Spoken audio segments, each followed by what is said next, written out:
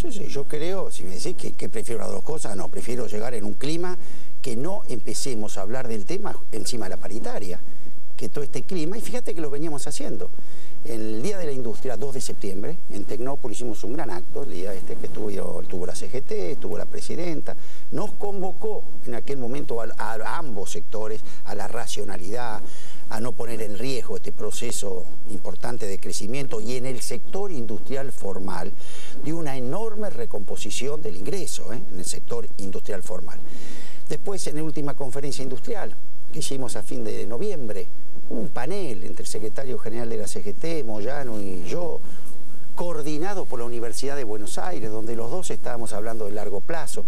Entonces existe esta voluntad también por parte de los trabajadores. Indudablemente, la pregunta tuya concreta, ¿qué preferimos? Hubiésemos preferido que este conflicto no se estuviera desarrollando a esta altura, y esperamos que en los meses que vengan se pueda bajar.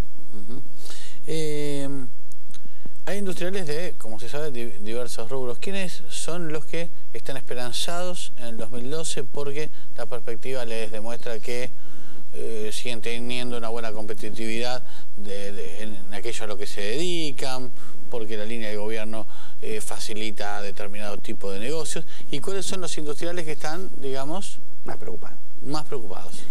Bueno, está muy claro que, primero, en general, la industria, como le ha ido en los últimos años, creció el 102%.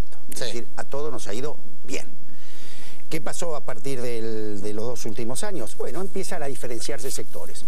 Este año la industria va a crecer contra el año que pasado casi un 8%, 7,5%. Y también es cierto que hay 2 sectores que tuvieron mayor preponderancia en este índice, que fue el sector automotriz y el sector de metales básicos. Estos se llevaron un gran porcentaje del crecimiento. A medida de que Brasil les deja de comprar, estos 2 sectores disminuyen su participación e impactan bastante en el índice. Entonces estos son 2 sectores privilegiados, les ha ido muy bien en estos años. Hacia adelante van a depender bastante de Brasil. El resto de los sectores, bueno, en función de... Una de las diferencias las podemos hacer por la mano de obra intensiva. Los sectores de mano de obra intensiva, por lo general, hoy están sufriendo más, porque por general compiten con países de mano de obra extensiva. Compiten con China, son los sectores de calzado, los sectores de indumentaria. Esos son los primeros sectores que se pueden sentir más afectados en una crisis internacional donde sobran saldos de producción que no se logran colocar, y por supuesto buscan otros mercados a cualquier precio sin costo, porque lo que hay que hacer es colocarlos. En eso el gobierno tiene medidas que se están aplicando, como son licencias no automáticas. Es decir, todos los países del mundo en este momento de crisis administran su comercio. Es decir, nadie es ingenuo, y en una crisis lo primero que hace es preservar sus activos. ¿Cuáles son sus activos? Sus mercados. Así que esto es lo que estamos en el día a día viendo cómo se maneja, de cómo podemos administrar para, insisto, preservar el empleo y no importar en la crisis ajena. ¿Te cuesta estar al frente de la UIA y administrar los 2 discursos que tienen la mayoría de los empresarios y de los industriales? Te cuentan, fuera del aire, si te cruzan en un lugar, no sabemos qué va a pasar, falta previsibilidad y no sabemos qué va a pasar el año que viene, y te ponen una cara detrás espantosa y te cuentan que es terrible esto que les espera para el año que viene, pero convencidos, es decir, te lo dicen off the record, convencidos. Pero después, no solo aplauden contentos, que en todo caso vale también, sino que invierten plata. Es decir, no dejan de invertir por esto. Y cada uno en su área, no quiero nombrarlo, pero hace una nueva apuesta y una nueva planta, o saca un nuevo modelo, o digo, ¿cómo convivís vos que pones la cara por ellos con Chapman y Chirolita que hacen, viste, a veces hablan con la boca, a veces hablan con la panza? Es como raro. Es verdad. A ver, problema está claro que hay, ¿no? Que tenemos que arreglar, está. Ahora, todo cuando vos tenés problemas, ¿con respecto a qué? ¿No? Vos llegaste a algún país que te digan estamos bárbaros, siempre hay algún problema que resolver. Claro. Siempre. Ahora, cuando yo vengo, ahora vengo de Europa, estuve en el G20, y vos ves los problemas que se están debatiendo, Italia, Francia, Grecia, Alemania, Estados Unidos hace 60 días estaba por entrar en default. Entonces vos venís a un territorio donde decís, todavía es el único crecimiento del mundo está quedando en nuestra región y en Asia. Nosotros miramos el sector privado, prácticamente está desendeudado. No hay apalancamiento dentro del sector privado. Allá ves todas las empresas endeudadas, patrimonio neto negativo, sin crecimiento, fuerte desocupación. Entonces, claro, si yo me miro a cómo estuve un año atrás, perdí rentabilidad, tuve problemas. Ahora, cuando me miro en el espejo de lo que está pasando en el mundo, en la misma región que está viendo otros problemas, creo que minimizo el problema. No es que no lo tenga, ni que lo tenga que resolver,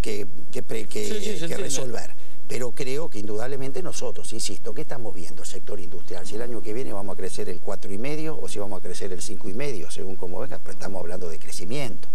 ¿Qué estamos hablando? Si el déficit fiscal en la Argentina, que probablemente lo tengamos, esté en el 1 o el 1,5% del PBI, pero estamos hablando contra Estados Unidos del 12%. Estamos hablando con Alemania de los índices que están. Entonces... No, yo te entiendo, pero viste que muchos de tus colegas no subrayan esa parte de la realidad. Es lógico. Bueno, yo nunca fui, te digo, nunca fui a países por bien que le vaya. Yo a España, digo, che, qué bien que están ustedes. Hombre, que estaremos bien, que bien están los franceses. Llegás a Francia, que nosotros estamos bien, bien están los alemanes. Esto pasa siempre, pero seamos objetivos. ¿Te gustaría estar en un país que tiene el 140% de deuda sobre PBI y está con una desocupación del 25% y en los jóvenes del 36%? No, y yo lo veo... De hecho estuve en uno parecido. Por eso, yo me acuerdo tanto, digo, ahora vengo a Europa, me acuerdo tanto del 2001. Por eso te quería preguntar. Sí. Venís de Europa. Algunos dicen que la comparación es absurda, otros comparan todo el tiempo. ¿Cuáles de las cosas que viste en esta crisis que de distintas maneras afecta a algunos países de Europa y a Estados Unidos? ¿Cuáles de las cosas que viste te generaron un déjà vu terrible con aquel 2001 donde vos fuiste ministro de... El error en el diagnóstico, ¿no? Otra vez, de creer... Allá y acá. Sí, sí, lo mismo pasó en los dos lugares. ¿Qué fue la crisis? Coincide. Parece una síntesis. ¿Qué fue esa crisis? La explosión de un desacople entre la economía real y los derivados financieros. Está claro, es decir, la economía real iba por un lado, los derivados financieros en el mundo se duplicaron por 5, por 6. Es decir, el mundo pasó a ser un gran casino, abierto las 24 horas. Porque si vos ves la diferencia horaria entre Alemania, Inglaterra, Estados Unidos y Japón, el casino está abierto las 24 horas. Y solamente el 5% de las transacciones son bienes y servicios y el resto derivado financiero. Un escolazo absoluto. Explotó. En la Argentina explotó en el año 2001 y en el mundo está explotando ahora. ¿Qué hizo la Argentina, fíjate, antes que explote? Fue a salvar a los bancos. Fue a decir, señores, vayamos al servicio o vayamos a cuidar la corrida financiera y se olvidaron del sector real de la economía. Que fue el blindaje nuestro, ¿te acuerdas? El blindaje en el 2001, que festejamos. Y yo en ese momento cometí la herejía de decir, hay que usar el blindaje para la salida ordenada de la convertibilidad. Porque el problema no era financiero, era de insolvencia. Ese modelo te había generado insolvencia. Después, en el gobierno ustedes siguieron cuidando los bancos. Sí, después, bueno, vamos. Pero tomamos Europa. Porque viste que el que depositó dólares te iban a dar dólares, pero parece podemos charlar. 10 años da tranquilidad y mejor perspectiva. Pero te termino con Europa. Sí. Entonces, ¿qué lo veo hoy a Europa? Discutiendo el tamaño del rescate, pero no cómo se vuelve a crecer. Y un país sale cuando vos volvés a crecer. El resto es jarabe de pico. Entonces hoy están salvando a los bancos, corriendo detrás de los bancos, y poco se entiende de la economía real. En Estados Unidos no dudaron en ponerle al Citi, al Bank of America, al American, y no entendía General Motors. No la entendían. Esto es la economía real. Y los veo a Europa en ese proceso, donde vos crees, el acreedor siempre quiere cobrar. Entonces, ¿qué dice? Si vos gastas menos, queda plata para mí. Lo que no se da cuenta que cuando gasta menos, baja la recaudación, baja el nivel de actividad, conclusión, cada vez es menos de menos, no cobra y se le arma una crisis social que es insostenible. Lo veo en esa discusión. Vos ves que diagnostican mal como diagnosticamos nosotros. ¿Vos te acordás? Nosotros empezamos a caer en el 98. ¿Y qué hicimos? Inventamos todas. Bajarle el sueldo a los jubilados, el corral, el déficit cero, la intangibilidad de los depósitos, el blindaje. Y nada para corregir el problema de fondo. Era darle tiempo a los sectores financieros que se escapen. Fue eso el blindaje. Financió la fuga de capitales. Y el problema estalló después. Esto es lo que yo espero que en Europa no pase, que reaccionen antes. Cuando la crisis se termina, cuando se vuelve a crecer. Y no veo ninguna agenda, la agenda de cómo vuelven a crecer. Y a 10 años, con la tranquilidad que da el tiempo que pasó y el tiempo que a su vez te permitió pensar aquello, y supongo que eso también se trata, ¿no? De hacer críticas, de pensar. ¿Crees que esa compulsión por salvar más a los bancos que a los ciudadanos o a los trabajadores en tanto eso fue fue mala para la Argentina? No, ¿Fue un error?